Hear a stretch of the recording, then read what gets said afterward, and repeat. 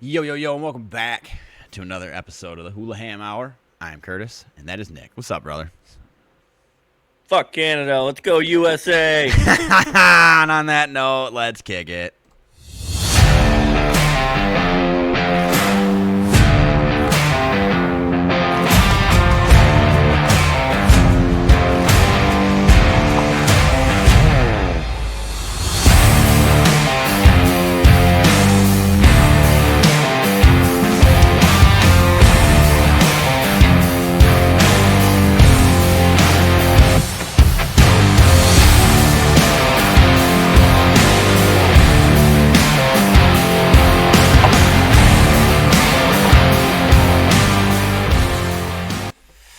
Welcome back, ladies and gentlemen, to the Hulaham Hour. This is episode number 63.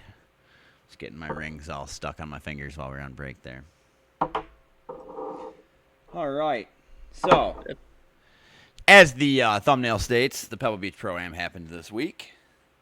And, we're going to get into that here in just a second. But we've got some really exciting breaking news that's just happening. We don't very often here on the Hulaham Hour get to kind of break any very current news since we're once a week and it's on Wednesdays in the middle of the week when, blah, blah, blah, blah. But the United States in overtime beat Sweden just now 3-2, correct? It was 3-2. Literally just happened. It's going to be a couple hours between when we're talking about it now and I get this thing on YouTube. But go USA. Very excited about it. Nick, give me your thoughts on what you watched of the game. I couldn't believe we haven't beat Sweden in 66 years. 66 years. Wow, dude. That's nuts. It was honestly, I'm glad that they only tied it with a minute left because they dominated that third period. U.S. controlled the second period. Yep.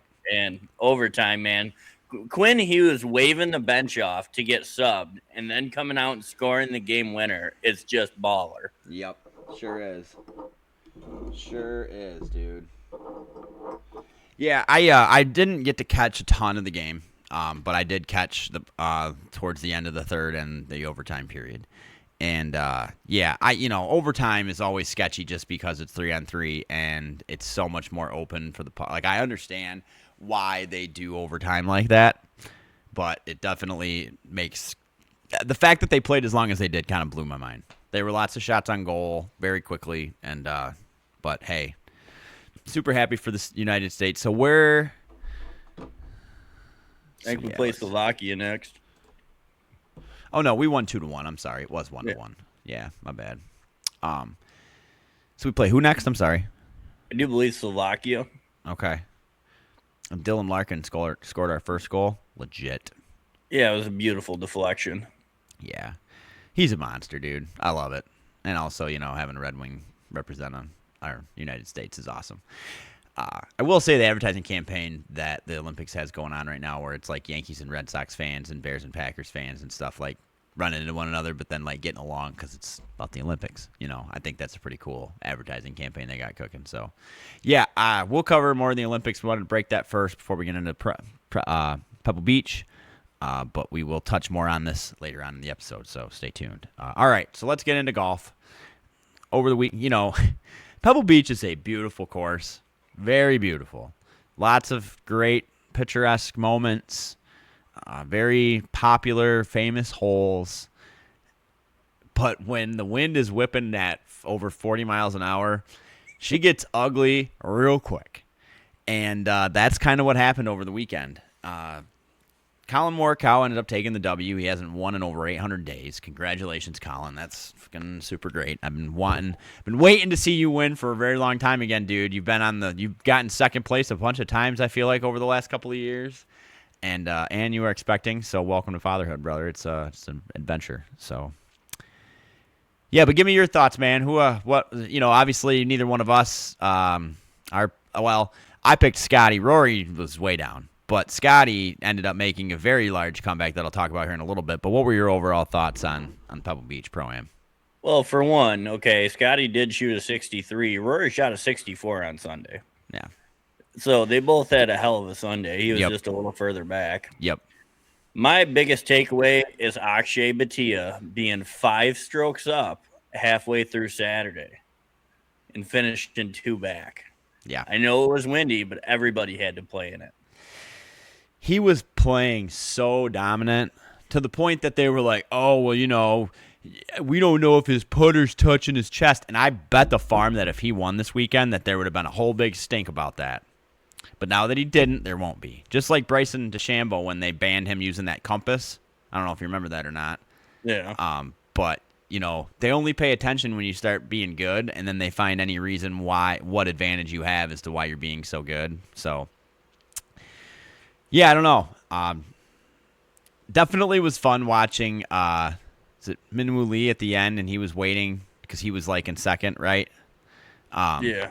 And he's watching the little screen on the camera or whatever, and then he sees himself on there, and he just goes, and he's a character, dude. I want to see him win again. But you know what? Shay Knows Golf. Shout out to you. Your channel's great. Love to collab, talk golf sometime. Be great. But golf is back. Jordan Spieth is back. We breaking news. Tiger in a press conference said it's not out of the question for him to come back and play the Masters this year, which I am so excited about. If Tiger even plays and just plays like shit, I don't care. It's just fun to watch Tiger Woods play golf, especially at the Masters. There's something special about that. But all of the players that had been struggling the last couple of years, they're all back. We've got some new names coming up. Scotty's still playing like Scotty. I don't know, man. What are your thoughts on golf as a whole right now? I think it's in great shape, and there's been some great tournaments the last few weeks. Mm-hmm. I mean, they were really close to having the first playoff in like 17 years at Pebble Beach, which I thought was absolutely amazing. Yeah, very close. Collin Morikawa, I was waiting for him to do something stupid on 18, and then he hit it right on the edge of the green in 2. The thing that was stupid to me was the fact that he had to wait 21 minutes in between his drive and his second shot. Well, you can't predict a guy hitting it on the freaking beach. I know, but at what point, though, do they finally just make that OB? Yeah, it's kind of cool and stuff to be going down there to hit shots and whatnot, but there was 2 things that I didn't agree with. One, the guy that was shooting that, I forget who it was, but he was too many strokes back for it to matter. Yeah, but him making that is a difference of $200,000 if he puts that on the green. I don't know. That's pretty life-changing if you've never been on the leaderboard. So it's not a problem that Collin had to wait 21 minutes because he won, but had he not had pulled that off somehow, it would have been a problem this week, and we would have been talking about it. I still think it's a problem. Pace of play is terrible still. They implemented these other rules and stuff, but, what's his name? Still taking 3 minutes to hit a ball. Cantlay? Yeah, Patrick Cantlay. He's the slowest guy on the tour. tour. It's so bad. Like, at least if you're going to take that long, play better. I've learned, they haven't even really covered him. No, I don't blame him. I watched him hit one shot, and it took longer than it took the last 3 guys before him to hit balls. But there were a couple of hole-in-ones. There were a couple of sick eagles. Sam Burns had a sick eagle hole out on hole 1 on, I think it was Saturday morning. Yeah, that was sick. Rory, and it's so discouraging too, I'm sure, as a PGA or any athlete really, to like you would think 19 under would win you 90% of tournaments, right? And it was at 19 under, what were they tied for, 12th? Oh, probably 8th or 9th, but let me look it up. But I mean, these guys are professionals, though. It seems to be this year. At 19, okay, so 19 was tied for 6th, 18 under was tied for 8th, and 17 under, which is what Rory finished, was tied for 14th. So you finished 17 under par, which is a very respectable number. To finish that low on the leaderboard is crazy. And Pebble Beach is beautiful and everything as it is. At what point, when Tiger Woods came to Augusta and absolutely made that course his bitch, Augusta took the entire next year to make that course almost another 1,000 yards longer just for him to come back and fuck it up even worse. Okay? At what point, though, do golf courses say, all right, 22 under to win this thing is too much? And especially, okay, so imagine if there wasn't the wind. See, I don't think there is a point. They want the scoring. Yeah. They want to make it challenging, but at the same time, and with Pebble Beach, you always know there's going to be wind. Yep. Maybe not 30 to 40, but Pebble Beach right on the ocean, like it's going to be windy. It's going to be very windy. Yep. You're very right. It is every year, and these guys know it going in. I got to refill my water. That's why they don't change Pebble Beach that much, because they know Mother Nature's going to fuck them right up.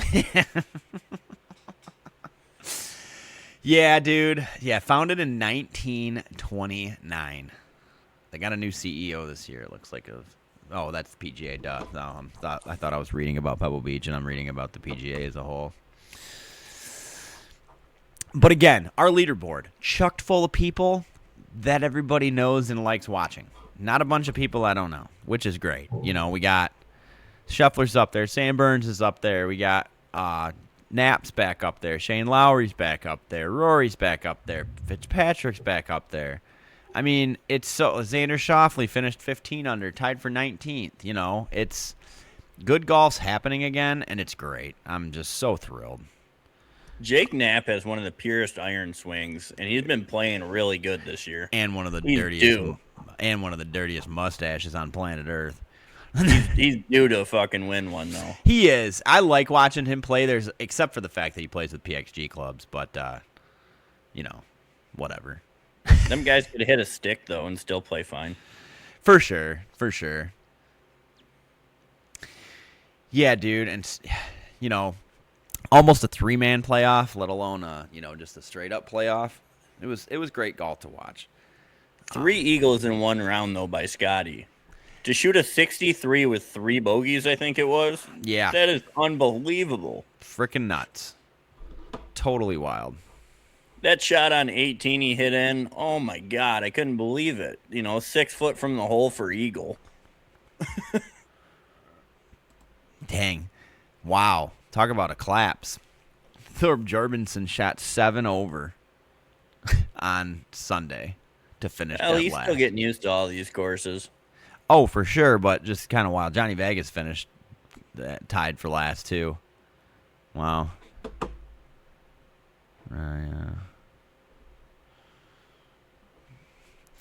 So, yeah, very, very fun to watch. And I forgot that it's a Pro-Am, and I remember watching it, and all of a sudden there's some old head on there just freaking chiefing a big old stogie. I'm like, oh, yeah, it's a Pro-Am.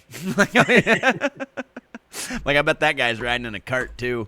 Or I got the John Daly cart. He's got beer in the front of his. Yeah. Put it in a Coke can. Yeah. So have you heard anything? Have you heard the conspiracy theory about the female golfer named Charlie Hall? No. So apparently she is she's being compared as the John Daly of women's golf. And so shout out again to Shane O. He had a bit that if you actually go back and you look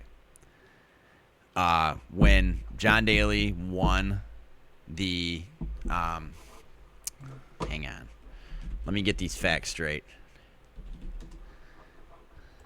So when he won, yes, the Open Championship was in St. Andrews, right? So he's across the pond, and that's where she's from.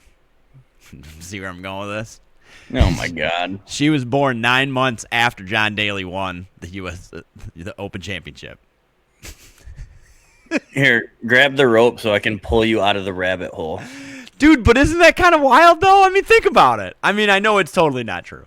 If it is, it's even crazier.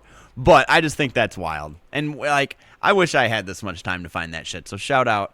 It's Shane O, and there's another guy, and I'm totally spacing on your channel. But you have a great channel. I'll make sure to shout you out next episode. But we need to collab. All right. Yeah. So, with that being said, really great to have golf on again. It just gives me kind of the spring itch.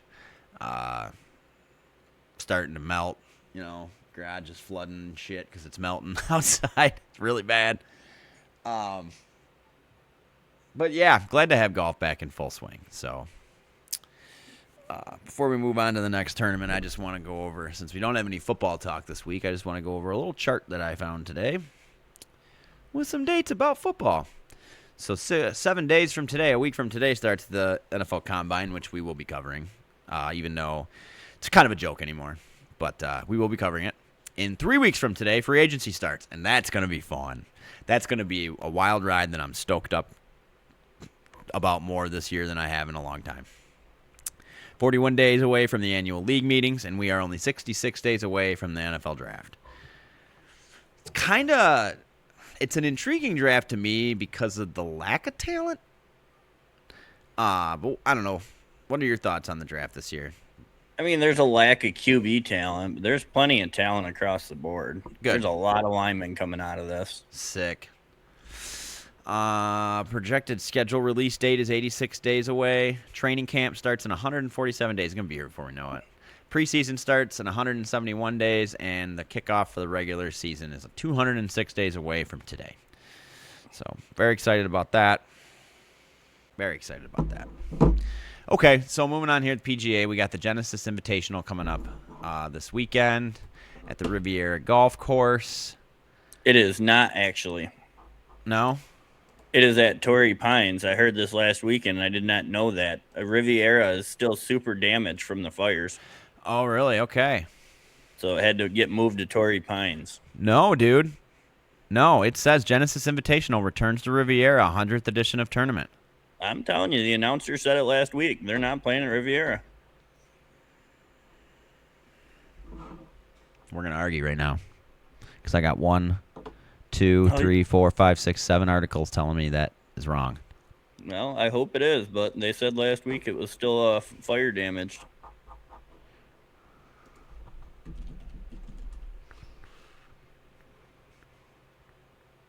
As of February 2026, the Riviera has not sustained direct significant structural damage from the nearby 2025 fires. Oh, okay. PGA Tour returns to Riviera hoping for positive impact after fires. Yeah, dude, let's go. Cool. All right. Good. Good is right. So anyways, let me get back to where I was at. Who you got, brother? This is such a hard golf course, but I think it depends on how Scotty shoots the first 2 days. I mean, I got Scotty, but he's been shooting pretty shitty the first 2 days and then just having a miraculous weekend. I put that $2 on him after day one, dude, and it was plus 9,600 odds. That $2 would have been $200. And I could have cashed out for up to $42 at one point, and I didn't, and I should have.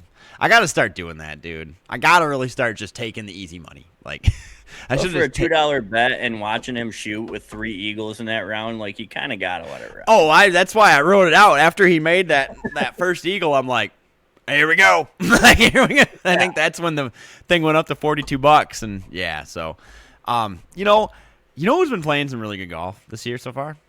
Ricky Fowler, and I'm gonna take him this week. I don't know why, but something just sticks out about it. He's been playing good. He hasn't won since like the Rocket 2023 or something like that. So, or 2024, I forget. The years just keep morphing together and flying by. So, I'm looking at Batia to bounce back. Just keep hearing snow fall off my roof. I'm gonna be lucky if I can get out of here and we're done with this.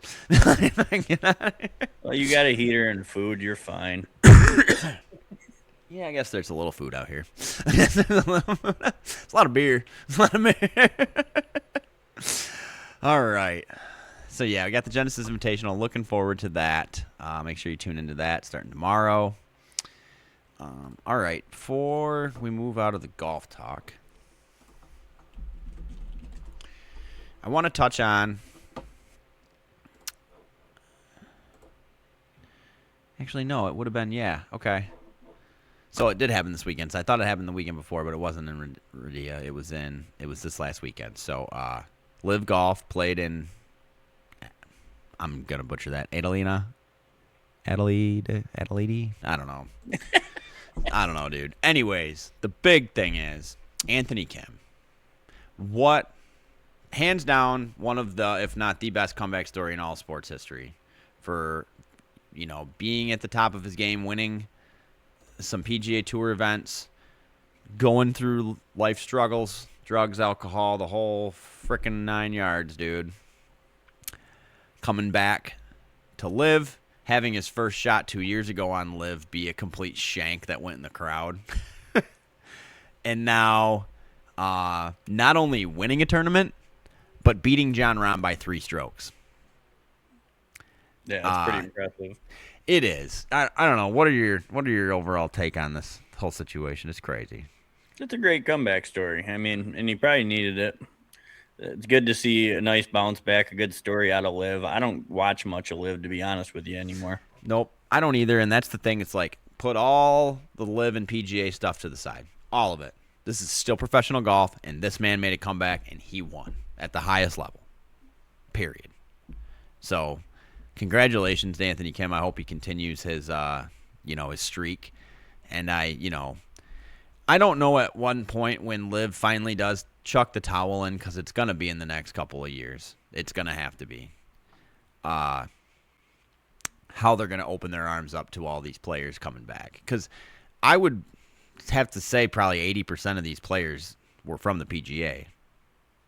Yeah, quite a bit of them. Yeah, so, and obviously you can't just bring them all back. I mean, they're going to have to look at expanding the field or something. So, yeah, I don't know what the right answer is on that, to be honest, but I'm sure they're already working on something, and Brooks kind of busted the door open with that. He did. He sure did. So I hope they get something in place, because you can't just be taking people's cards that have stayed loyal to the PGA. Like, you can't. Yep, 100%. That's wrong. Yep. So they'll have to figure it out. But I know they will. It'll probably be a little shitty no matter what happens. Maybe you make them compete in like a Corn Ferry tournament. Because usually you got to win 1 or 2 of those before you actually gain access to your card and make them earn it again. Wow. Talk about a collapse from Bryson, dude. He finished tied for 3rd at 17 under, but he shot 2 over on day 4. Oof. Yeah. Well, that's what happens when you add a 4th round.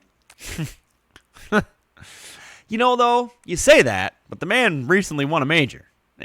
So. And he also recently choked on couple Sundays and majors. Yeah. Yeah, that Sunday will get you. I gotta come up with a name for this dude. Put in the comments what we should name my gnome. I'm curious to know. Thunderfuck. No. Captain Thunderfuck. Okay, so moving right along. Baseball's going to be here before we know it. But, Nick, you had kind of shook me up a little bit the other day talking about the L word. Fill us in a little bit. Well, so the current agreement doesn't expire until December 1st. So I think we'll be okay this year. But, one, Tony Clark stepped down as the head of the MLBPA amid a very large investigation, which is also terrible. He's been doing it for quite a few years, and the ownership is throwing around the salary cap word. And the last time they threw that around, there was a lockout, and They did not play the World Series. And the players are not going to stand for it. A lot of players from even small market teams have already come out and said, absolutely not. Yep. Yeah, I'm a little nervous too, to be honest. It's, there's been lockouts before, and it's about stupid shit. I'm like, all right, this is dumb. Figure it out, move on. But this one's a legitimate concern because it has to revolve around the Dodgers and the Yankees. It's 110% all about that they can just spend money however they feel fit, get this all-star team, and win every fucking year. So I'm quite frankly sick of it, and everybody else is too. So they're going to have to come to a resolution with it. Good luck. I mean, the Yankees are going to have to, cut everyone's salaries in half. Well, I sent you that list the other day. There's 8 teams that spend that much. Yeah. Oh, okay. Either way. It's not just 2 teams, though. Yeah. It's a lot. And their argument is all these owners are billionaires. They all have the capacity, and they have investors. They could spend the money. They choose not to. Yeah. They're not hurting on cash. That's for sure. They can build new stadiums if they freaking feel like it. I mean, come on. Yeah, well, hopefully they play, because I'm really looking forward, getting Verlander back as a Tigers fan is fun. Like, it's just nostalgic. He's still got some left in him, I'm sure. But, leave it to us to sign a guy past his prime. Yeah, 1 year, though, I don't mind. And we didn't pay him an ungodly amount of money. No, but we just, like you've been saying for a long time, have not signed a bat. No, and they say we got a young team, and fuck. Yeah. That's how I feel about that. Yeah, it's not good. So it'd have been nice to get a Bregman or a Kyle Tucker, somebody that's an established bat. Yep, but spring training starts on Friday. It's here. And here's a scenario for you.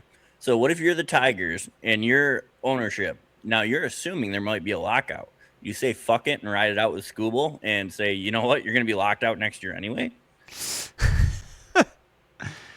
I mean, legitimate thought. That is 110% rolling the dice. But it's a legitimate thought. You're right. If you can't get what you want for him, you just say fuck it and we're going to ride the year out. I mean, obviously it depends on the standings. Yeah. I mean, they got to be in contention. If they come out and just absolutely choke, then obviously you got to trade him. Yeah. They're not going to pay him. And that's another guy that you have a ton of money. Fucking pay him. Yep. He's the best pitcher in baseball. Yeah, dude. We're just so good at that, though. Like, that's our MO is the Detroit sports owners. Like, they just want to do that. Surprised you don't trade him and we'll sign Verlander for 6 more years. Fuck. Me. Running. Hard in the paint. All right. At this point, I'd take Miguel Cabrera back compared to what some of our hitters do. I mean, he can't run, but he can still put it in play. All right. His last year, if he hit it in the gap, he'd still only get a single, but he still hit like 280. Yeah. All right. And, our Red Wings and Pistons coverage. Well, I guess we do have a little bit to go over basketball-wise before I hop back into some more Olympic talk here. The All-Star Game happened over the weekend. It was the most viewed All-Star Game in a very, very, very long time. I ended up tuning it on. Did you? I did. It wasn't bad. It wasn't good, but it wasn't bad. It was better than it has been. It wasn't a cringe show like the NFL's turned into. It was competitive. That's what I enjoyed. And everybody just wanted to take out Wemby. Like, everybody was just out to get him, dude. I think nobody tries in all of them games if Wemby doesn't come out and set the stage. 100%. Oh, yeah, for sure. But I'm glad somebody did. Through you and you and you. I'm glad somebody did. It's about time. So it's good to see. I didn't see any of the dunk contest or the three-point contest or nothing. I didn't either, but I heard the dunk contest was the worst we've had in like 20 years. Well, yeah, you didn't have one kid winning the whole thing, being cool. But there was no cool dunks. I remember I did see one of Jackson Hayes' dunk, and it was like he just pulled it back to here and dunked it. Like it's a fucking dunk contest, dude. I mean, okay. Like the home run derby's the home run derby. I know they've been trying to make changes to it, but it is what it is. And you can swing the bat, you hit the ball out of the park. Simple. There's only so much creativity you can put into putting a dunk down. And Vince Carter did like 80% of them. Vince Carter.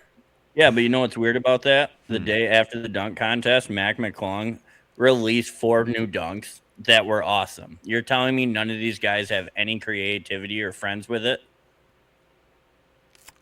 How did he come up with 4? I mean, there's obviously still new shit. AI. Well, everybody's got access. Yep. Get your shit together. That's true. It is. But you see where I'm going with that, though. Like, it's just tough. Like, it's a skill-based competition where you got to come up with new shit every single year. It's not easy. It's not like showing up to hit home runs. It's not like showing up to shoot three-pointers. You got to come up with some creativity. Still, the 2005 or NBA Live 2005 dunk contest feature on there. Hands down, one of the best features on a video game ever. Carmelo Anthony on the cover. One of the best basketball games ever made. Peep it if you've not played it. PS2 it's not always the best. That they got to come out with new ones. You pick the hardest ones ever done and try to add something to it. Yeah, like, I think at one point, Vince Carter did like his elbow, elbow dunk. But didn't he end up going to his armpit? No. I remember in '05 in the NBA Live '05, you could do that. You could go to your armpit. Well, yeah, in a video game. Dude, that would be a switch though. Put your armpit in the freaking rim. Yep. Yeah. I mean, yeah. And LeBron in his prime, LeBron probably still today probably could. He was chest level with the rim. I mean, you could do it. you could. So, but yeah, it's definitely not. The All-Star game was watchable from the fact that it was like a round robin, and but I will say, like, they shortened the games, which definitely is an attest to the short attention span that no one has anymore. So, it's kind of yeah. Well, after nobody watching the All-Star game for years, they had to do something. Yeah, I think it was like 20 years. Like, they finally got their ratings back up to where they were like 20 years ago. And actually, I think this was the 20th anniversary of the All-Star game where the Eastern Conference was all Pistons. It was Billups, Hamilton, Prince, Wallace, and Wallace. So, and none of the superstars do the dunk contest anymore. No. Like, I love Jalen Duren, but he has no business being in the dunk contest. No, none. Like, none. Zero. I will be excited for next year, though, for the 3-point. You see Dame Lillard's already recruiting people. Yeah, I see. Steph and Clay, like, he's already recruiting people. Like, that would Which be is legit. Great. Bring them in, dude. I'll watch. I don't want to, like, back when Larry Bird won the 3-point contest with a broken foot, it just hasn't been the same since. It just hasn't been, like... And how bad you got to feel as a 3-point shooter that Dame Lillard hasn't played a day all year, comes out and beats all of you. By a landslide. It was hilarious. Yeah. He is arguably one of the best shooters to ever do it. Oh, for sure. Like, he's just so smooth and fluid. Just fun to watch. You know, I told you the other day I started playing NBA 2K12, and then I realized that was the year that there was a lockout until Christmas, which made the whole thing weird. Like, the draft was a bunch of players that actually weren't players, which was really weird. But, like, playing again, that was the year that it was, like, the second year of LeBron James, Dwayne Wade, and Chris Bosh. God, it's just so much more fun to play them games.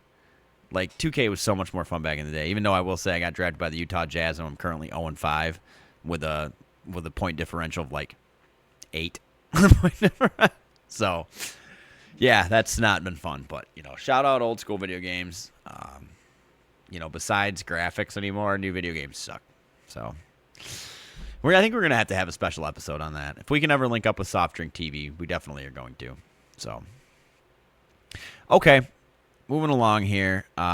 We should be getting some regular season basketball coming back up, and hockey still got a little bit left to go because of the Olympics, but really excited for these two seasons to get on their second halves. Because, last year, this was the time that the Red Wings were killing it, and then they started falling off very quickly. But the Pistons have the best record in the league right now. So, and the NBA is weird. It's not really the second half. There's like 29 games or 30. Yeah, you're right. It is shorter. Yeah, it's weird how that is. It's not a true halftime. Yep. Which I'm fine with because we hold the best record. Yeah.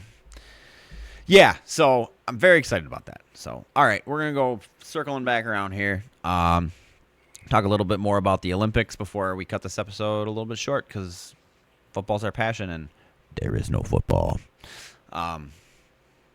So, last I checked, USA was in third in the medal counts. Let me check and see. That was the last I saw, too. I think Norway was Norway's number 1. Winning. Italy's in second with 20. Norway's in first with 33. Total medals. I'm going off total medals here for now. Yeah. Italy's got 26 and the United States has 24. Yeah, wow. 26 countries participating. That's great. I love watching all these sports. Like that one, I don't even know what it's called, but the one where they like have to cross country ski and then they got to like shoot the old military one or whatever. So much fun. So much fun to watch. Like, even, like, the figure skating, not super into it. When they eat shit, it's like watching NASCAR and watching them crash. And you want to know the worst part? Like, if you fall in figure skating, it's over, right? But if you fall in the middle of your act, you got to pick your shit back up and finish and not be pissed. I've watched a lot of like the luge and the bobsledding. Mm-hmm. Dude, that's wild. So one of them, they go head first down on their sled. Skeleton. You know, Yep, I've done that before. You're doing 80 miles an hour. Like, Jesus. Yeah, I didn't get going 80. I only got going like 35 or 40, I think, is how fast they had us going. But I went to Lake Placid up in upper New York back in the day. Like, this was like 15 years ago now. And they still have everything set up there at Lake Placid from the 80s Olympics. They have the big ski jump thing still set up, which I got to watch them do in person, which it's wicked cool to watch them on TV do that in person. These people are flying. Yeah. They are flying, literally flying.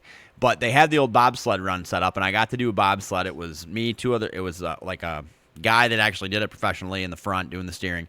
Then there was me and two other people in the middle, and then a guy that pushed us off in the back. That was fun. But then I also did get to do the skeleton run, which I got to do by myself, and finished like way faster than anybody else that was doing it. And then they were all trying to get me to come back to some summer camp to like train how to do skeleton runs and stuff, which I will say, as an adrenaline junkie, it's fun. You are this far off the ground, hauling ass. You have there's really, I mean, besides little leans and things and dragging your feet, there's not a whole lot you can do to control yourself. You're just at the mercy of the ice and gravity.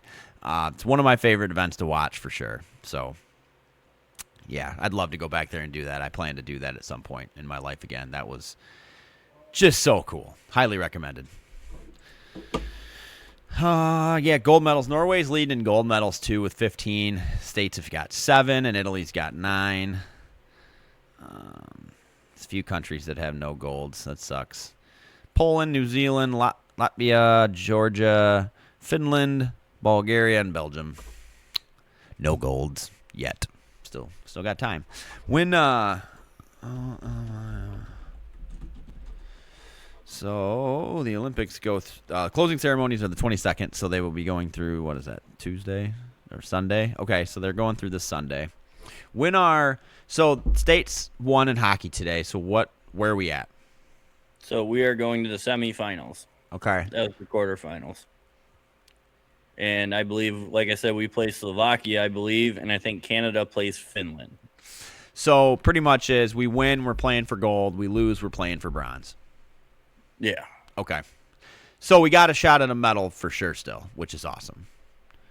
Dude, with how close all the games were in the quarterfinals, I was honestly surprised. Yeah. It kind of looks like it's anybody's cup this year. It very well could be. It very well could be anybody's. I mean, Canada has blown everybody out, and they had to come from behind today to win in overtime. Yeah, and Sidney Crosby being a little bitch that he is. Fucking, I got a lower body injury. I don't want to play anymore. Well, good thing he's irrelevant because they have Connor McDavid. Yeah, it's very true. It's very true. He's got to be getting close. He's not irrelevant, but yeah, kind of. Well, he is when he's hurt.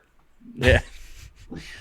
I don't know. You've known this. It's been pretty, he's kind of like, I love Pittsburgh sports. They're my second favorite city to root for in sports.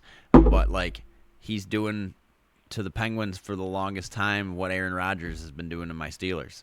So, I wouldn't put him. I hate Sidney Crosby, but he's still putting up numbers. I'm not saying he's not putting up numbers. I just personally don't fucking like him. I just never have. You can't put him in a Rodgers category. I just did, and I'm not taking him back. So you should. That's just mean.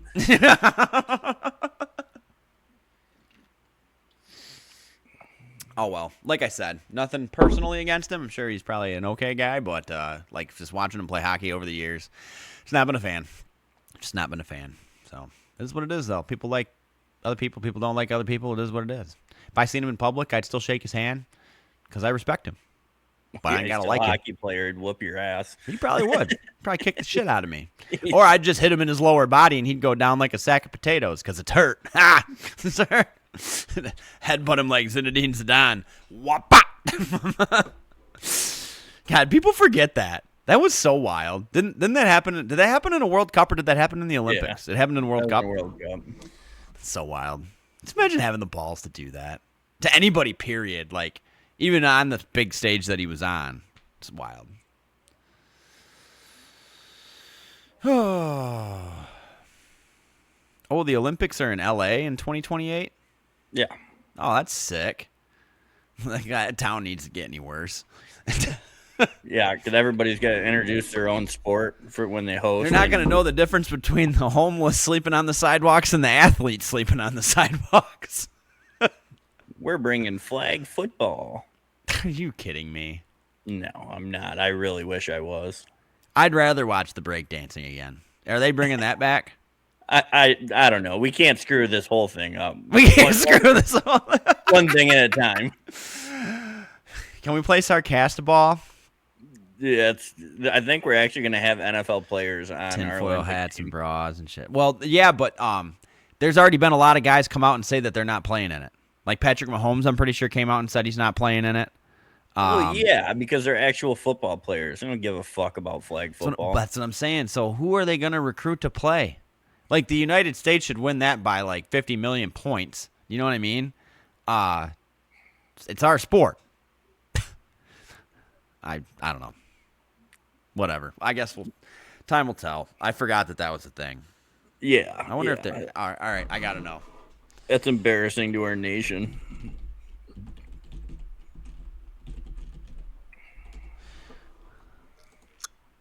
Nope. Breakdancing will not return for the Olympics in 2028 in Los Angeles. Thank you. Thank God. I don't know if I can do that again. I don't know if I can do that again.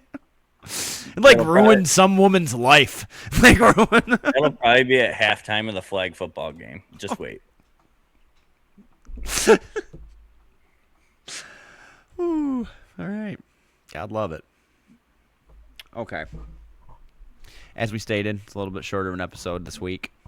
But again, with absolutely zero football talk, we will have some hopefully next week with the Combine coming up. We'll know who's going, who's not, I would imagine. Do you think, obviously Mendoza doesn't need to go because he's already pretty much been drafted. Do you think this is any more advantageous for a quarterback? Not like with there not being that much quarterback talent, and really the Combine is for everybody, but let's be honest, the quarterbacks get the spotlight. One, do you think there's going to be enough of them show up for it to matter? And two, do you think anybody is going to pull a Zach Wilson and move their stock up like that? I totally do. Because the quarterback class is so weak, if you can show up at the Combine and put on an absolute show. Clinic. I mean, there's so few good quarterbacks coming out this year that, yeah, I absolutely think you can move up. I don't think you're moving up into the mid-first round, but second round for sure. Well, they got it wrong last year with Shedeur the other way. So we'll see. I mean, I could almost see them hyping someone up like that, like Shedeur, and then them not being drafted again until the 5th round or some shit, but we'll see. Excited for all that coming up. So, okay. Yeah, with that being said, I think it's going to be all she wrote for this week. You got anything else, brother? Nope. All right. Don't forget to like, comment, subscribe. Thank you for tuning into the podcast nobody listens to. And with that being said, we are Hulaham out.